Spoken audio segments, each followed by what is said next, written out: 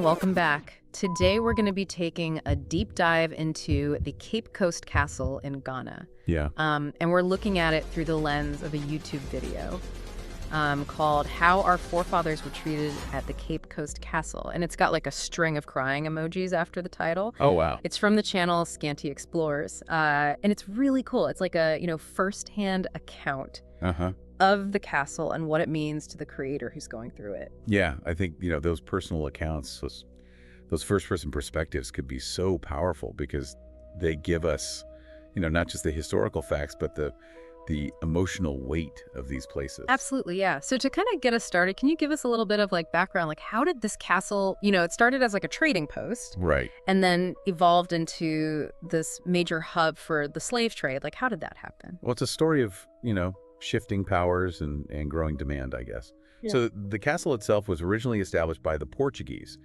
back in the 15th century. Right. And it was really just a simple trading post at that time. But as the demand for enslaved labor in the Americas just exploded. Yeah. European powers kind of coveted this location. So you had the Swedes, the Danes, and then finally the British. And each of those powers took control of the castle, expanded it. And it eventually, becomes this really key location in that vast and terrible network that was the transatlantic slave trade. So it wasn't always this monument to suffering. No, not initially. That we now think of it as today. It was really transformed over time, from this kind of simple outpost to this place where for centuries, countless Africans were held captive before being shipped across the ocean. Yeah. Well, and the YouTube video takes us right into the heart of that. Yeah. The dungeons. Right.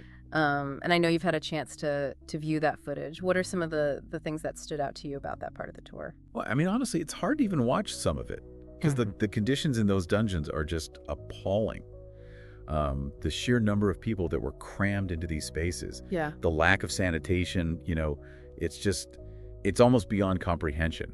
Yeah, and the creator even mentions this one detail that really sticks with you. The floor of the male dungeon was made of compacted human waste. I mean, you think about that detail and it's just so powerful, right? Yeah. Because it's not just about the physical discomfort. It's a deliberate tactic of dehumanization. Right. By denying these individuals even the most basic hygiene, their captors were sending this very clear message: you are less than human. It makes you wonder about the psychological impact of that kind of treatment. Oh, absolutely. But it's also striking that directly above this dungeon was an Anglican church. How do you even process that juxtaposition? It's a lot to unpack, right? It really highlights the complexities and the contradictions of that time period. You have this place of unimaginable suffering, and beneath it, this place of worship. And it forces us to kind of confront these really difficult questions, how did people at that time reconcile their faith with the brutality of the slave trade? Right. How did religious institutions justify or even participate in this system? It's something that's still being grappled with today. Were there any dissenting voices within the church at the time? Oh, there were definitely individuals who spoke out against slavery. But for many years, the dominant narrative within the church, particularly in Europe, did support the institution, in various ways. So it makes exploring those dissenting voices even more important to understand that complexity, Yeah.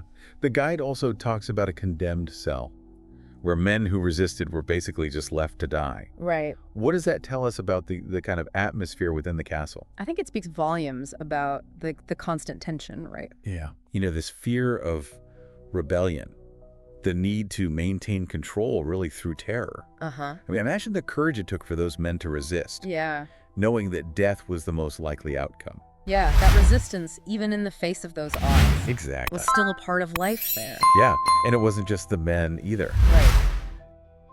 The guide mentions a punishment cell specifically for women who resisted rape. It's just a reminder that this wasn't just about forced labor, it was about power and control. Absolutely. And just denying someone their basic humanity. Yeah.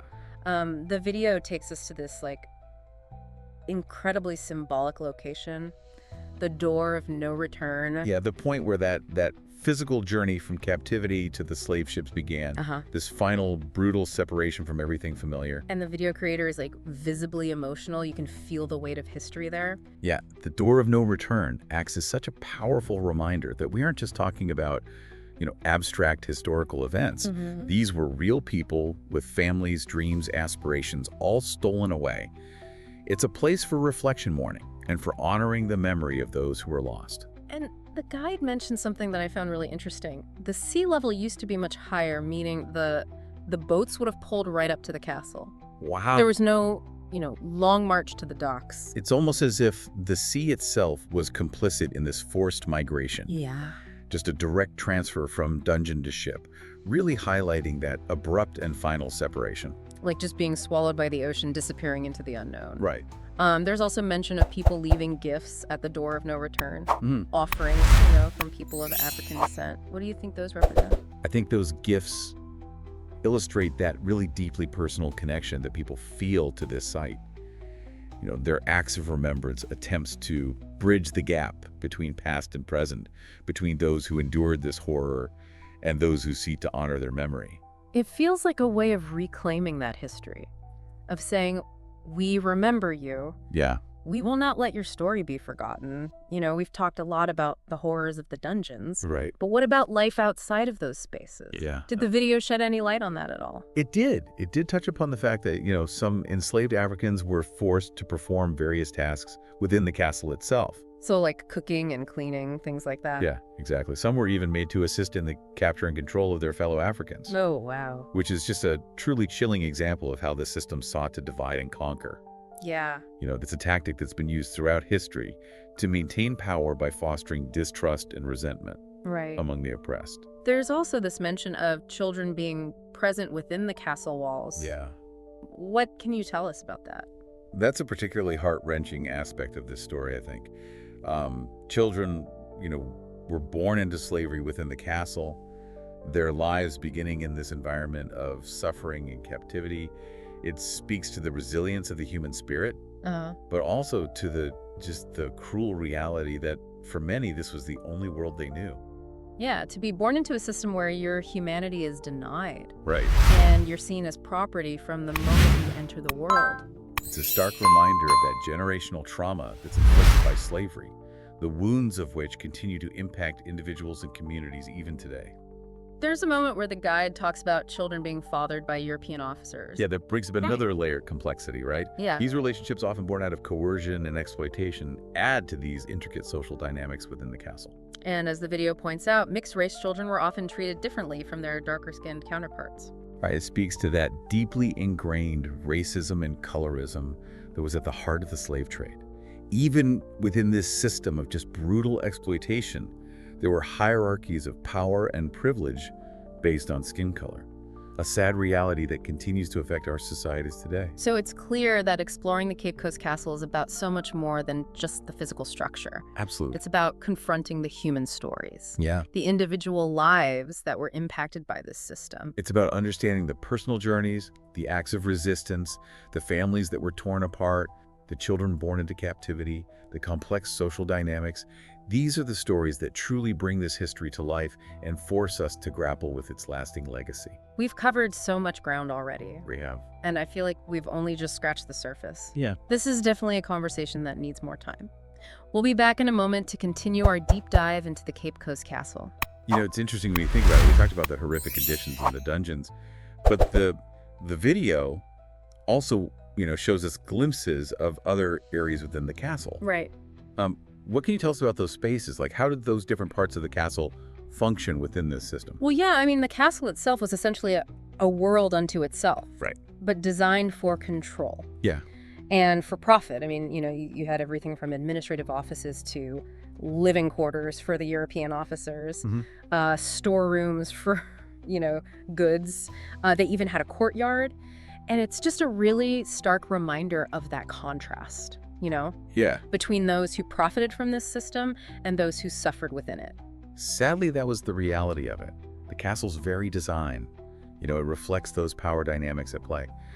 It was really a microcosm of the broader colonial system, where one group's comfort and privilege was built upon the exploitation and dehumanization of another. Right, and there's this part where they show the magazine, where they stored the gunpowder and the weapons. Right. What does that tell us about the atmosphere, within the castle walls? Well, I think it speaks to the fact that the castle was heavily fortified, not only against, external threats, but also against the ever-present possibility of rebellion from within. It speaks to that constant paranoia and fear that really underpin the entire system. So even as they were profiting off of, this horrific trade, they also lived with the knowledge that it was built on, violence and oppression and always vulnerable to resistance. Exactly. The castle itself becomes a symbol of that vulnerability, a constant reminder that their power was not absolute and that those they enslaved were not passive victims.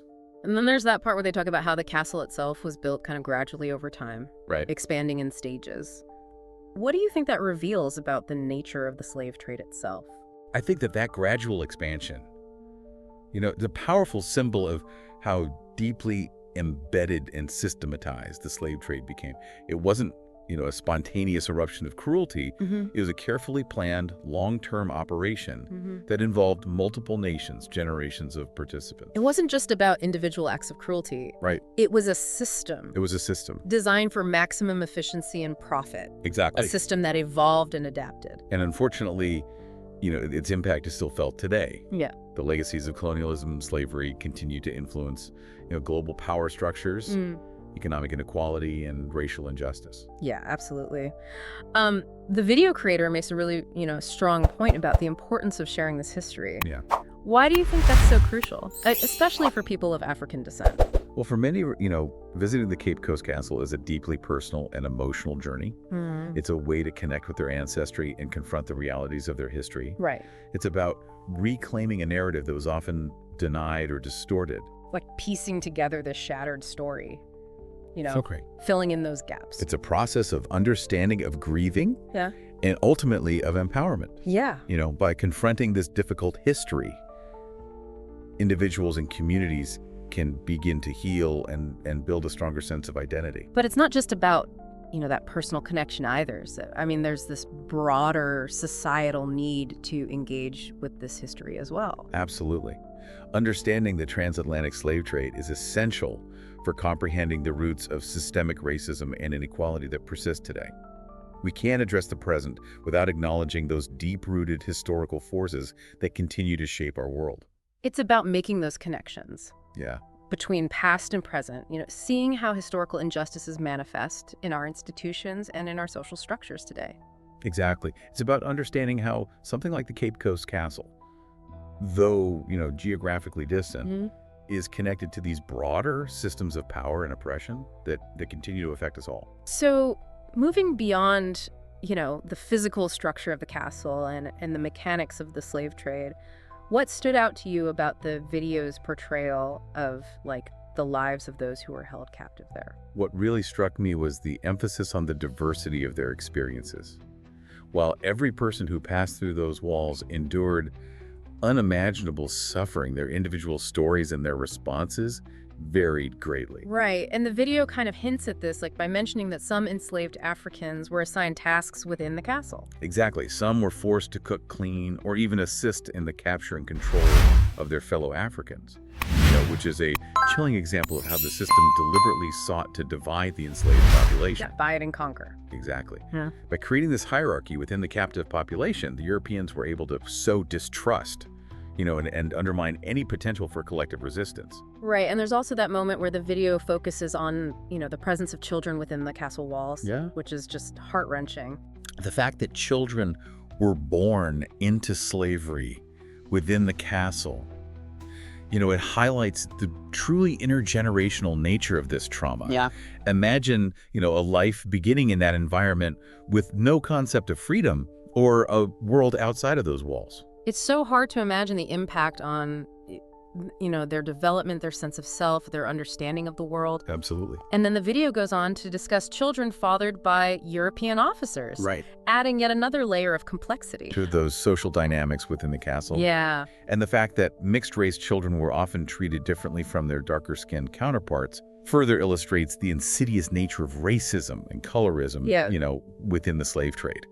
These prejudices, unfortunately, have continued to plague societies long after the abolition of slavery. It seems like the Cape Coast Castle acts as this lens, Uh-huh. through which we can examine not just the horrors of the past, but the roots of many of the issues that continue to challenge us today. It absolutely does. Right. It's a site that compels us to confront, uncomfortable truths about power, about race, about the legacies of exploitation. It challenges us to think critically about how those historical forces continue to shape our present. And the video creator talks about, their own emotional response to the door of no return, the feelings of, sadness and loss that washed over them. It seems like a very common reaction for visitors to this site. It is. It's a place that evokes, such powerful emotions. It's a site of mourning, of remembrance, and of this deep reckoning with a dark chapter in human history. It's not just a tourist destination. It's a space that demands reflection and introspection. Yeah, it's like the weight of history becomes tangible in that space, and a physical manifestation of the suffering and the resilience of those who came before us. And it's a reminder that we can't afford to be complacent. We must continue to fight against all forms of oppression and injustice and strive to create a world where every human being is treated with dignity and respect. That's a powerful message to carry with us. I think we need to take a moment to let all this sink in before we continue. We'll be back shortly to wrap up our exploration of the Cape Coast Castle and discuss its enduring legacy.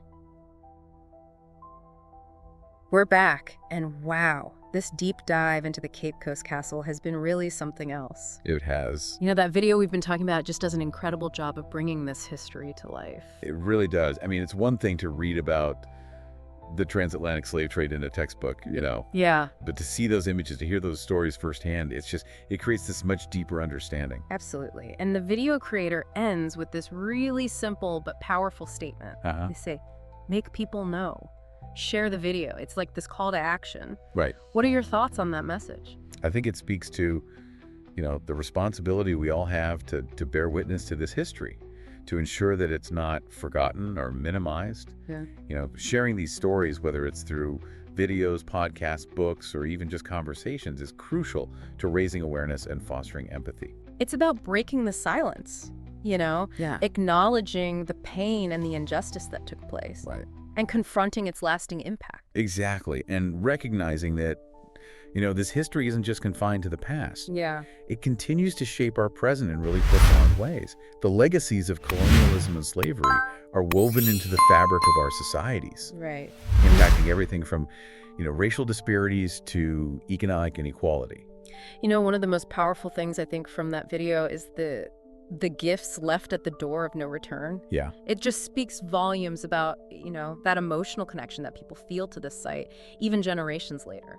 It's true. Those offerings are so moving because they represent this tangible connection to ancestors. Yeah. A way of honoring their memory and acknowledging their suffering. It's a form of, collective mourning and a testament to the resilience of the human spirit. It's like this physical manifestation of that unbroken link between past and present. A recognition that the wounds of history continue to affect us. And it speaks to the possibility of healing, too. Yeah. I think those gifts represent a yearning for reconciliation, a desire to confront the past and move forward in a way that honors, the memory of those who endured such unimaginable hardship.